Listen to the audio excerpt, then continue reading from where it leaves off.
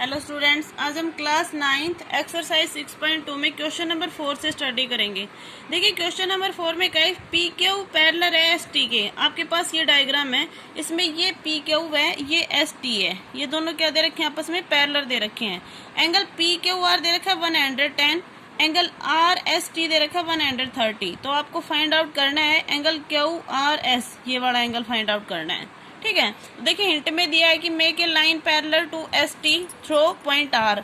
Are से आप S T के क्या कर लीजिए, एक लाइन पैरेलल बना लीजिए। ठीक है, तो देखिए मैं लिख रही हूँ यहाँ मैंने गिवन लिखा है, जो दिया है ये डायग्राम बनाया है।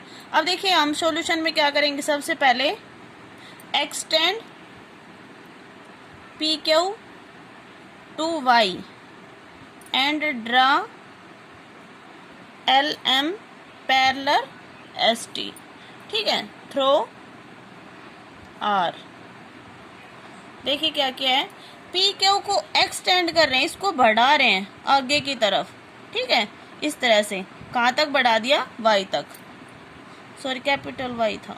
ठीक है, उसके बाद और ड्रा कर रहे हैं एल एम, पैरेलल है किसके, एस टी के, किसे, थ्रो आर से। मतलब आर से हमने एल एम क्या कर लिए, पैरेलल बना ली। ये एल और इधर एम, जो पैरेलल है किसके, एस टी के। ठीक है, ये बना लिया।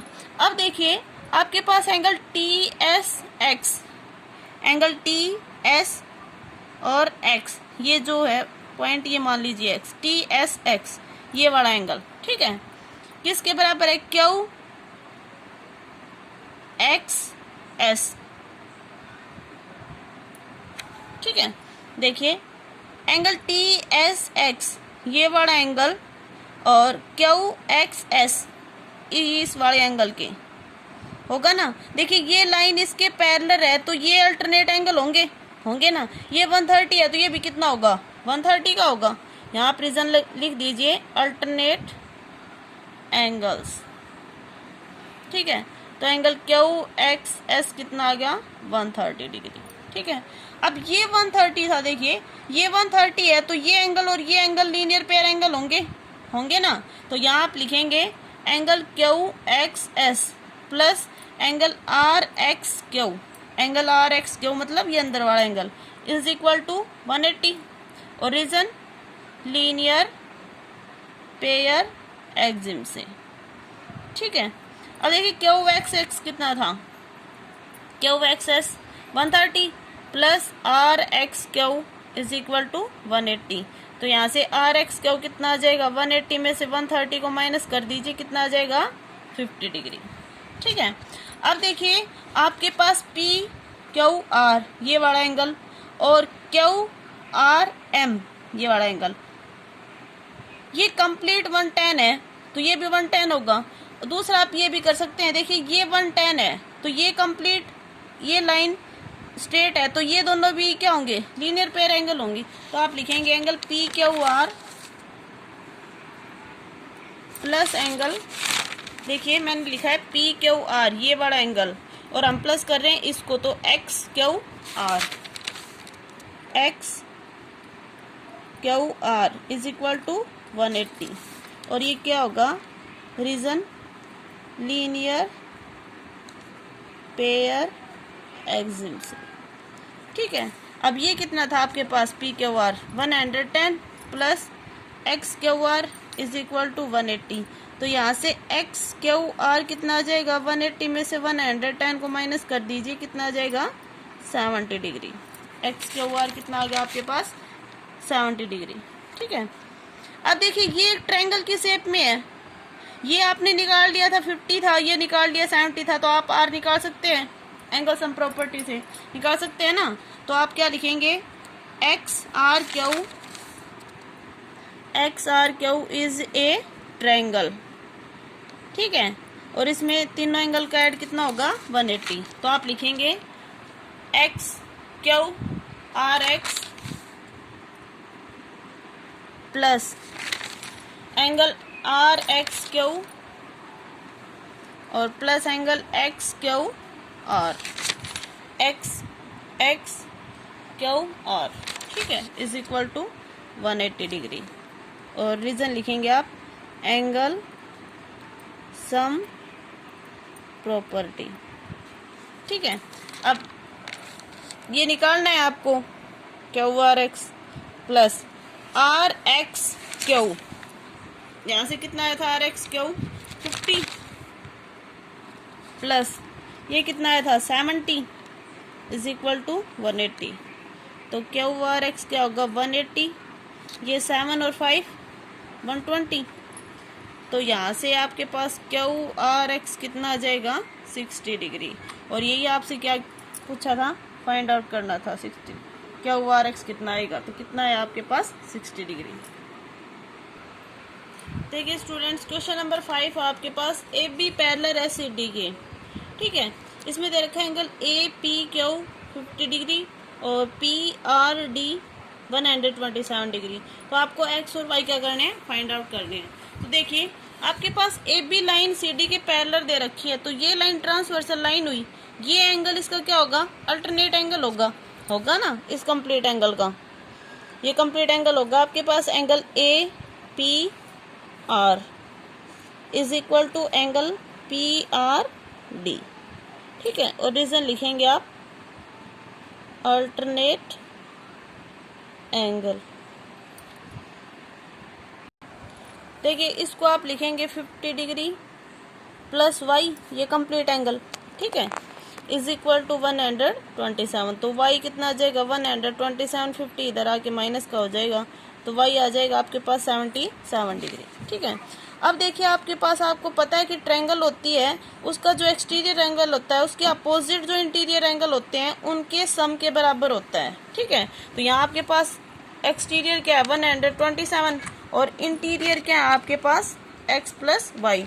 तो आप लिखेंगे x plus Y is equal to 127 degree. ठीक है, और आप रीजन में लिखेंगे exterior angle of a triangle is equal to the sum of the two interior opposite angles। ठीक है, अब यहाँ से x निकालना है, y कितना आया था आपके पास 77 degree is equal to 127 degree. तो x 127 में से 77 माइनस कर दीजिए, 7 में 7 गया 0, 12 में 7 जाएगा 50। तो x 50 डिग्री आएगा, y कितना आया था आपके पास 77 degree.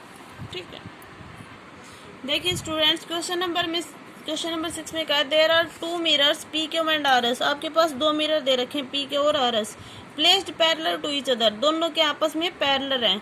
N incident ray A B strike the mirror P Q. A B एक रे है जो पी क्यू मिरर पर क्या कर रही है, टकरा रही है, और कौन से पॉइंट पे, एट बी पे। The reflected ray moves along the path B C, और फिर उसके बाद वो रिफ्लेक्ट होके बी सी पाथ बना रही है, एंड स्ट्राइक द मिरर, और इस मिरर पे टकरा रही है आर एस मिरर पे सी पॉइंट पे। ठीक है, एंड अगेन रिफ्लेक्ट, फिर रिफ्लेक्ट होके ऊपर जा रही है सी डी की तरफ। ठीक है, तो आपको शो करना है, शो दैट ए बी ये लाइन पैरेलल है किसके, सी डी के।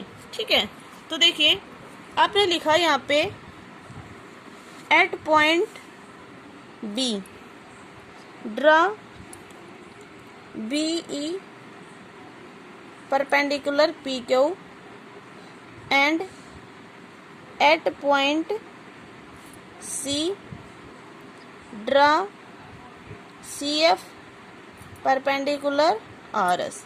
ठीक है, तो देखिए हमने क्या लिखा है, एट पॉइंट बी पॉइंट से बी ई क्या डाल रहे हैं, एक परपेंडिकुलर डाल रहे हैं। ठीक है, पी के ऊपर, और सी एफ एक परपेंडिकुलर डाल रहे हैं आर एस पर, ये डाल दिया।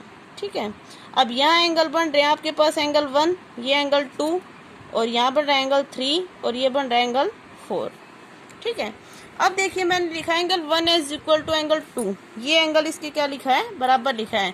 क्यों लिखा है, देखिए एंगल ऑफ इंसिडेंस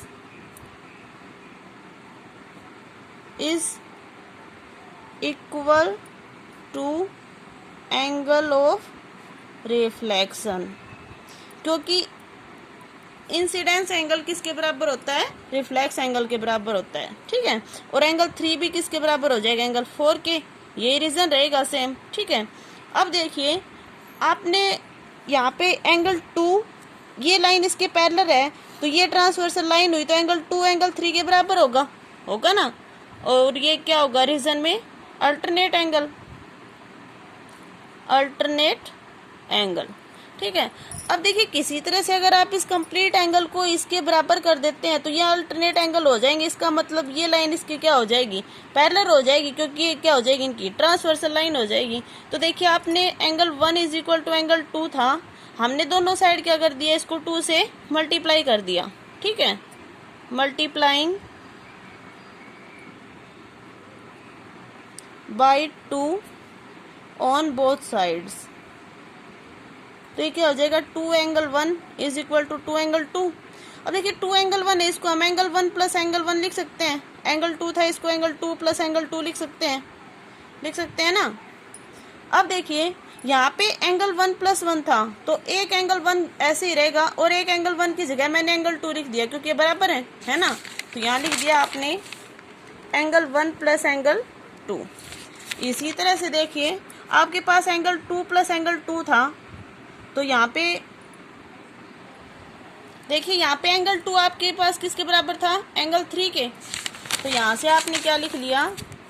एंगल 2 को एंगल 3 प्लस एंगल 3 लिख सकते हैं ना। देखिए यहाँ पे एंगल 2 था, इसको 2 बार लिख दिया, फिर दोनों जगह मैंने एंगल 2 प्लस एंगल 2 की जगह क्या लिख दिया? Angle 3 plus angle 3। अब देखिए एक एंगल 3 को एंगल 3 रहने दीजिए और एक एंगल 3 की जगह क्या लिख लेंगे? एंगल 4, ठीक है। तो हो जाएगा angle 1 plus angle 2 is equal to angle 3 plus angle 4। अब आपने देखिए ये कंप्लीट एंगल 1 प्लस 2 ये वाला और किसके बराबर कर दिया? एंगल 3 प्लस एंगल 4 के कर दिया ना। तो यहाँ आप लिखेंगे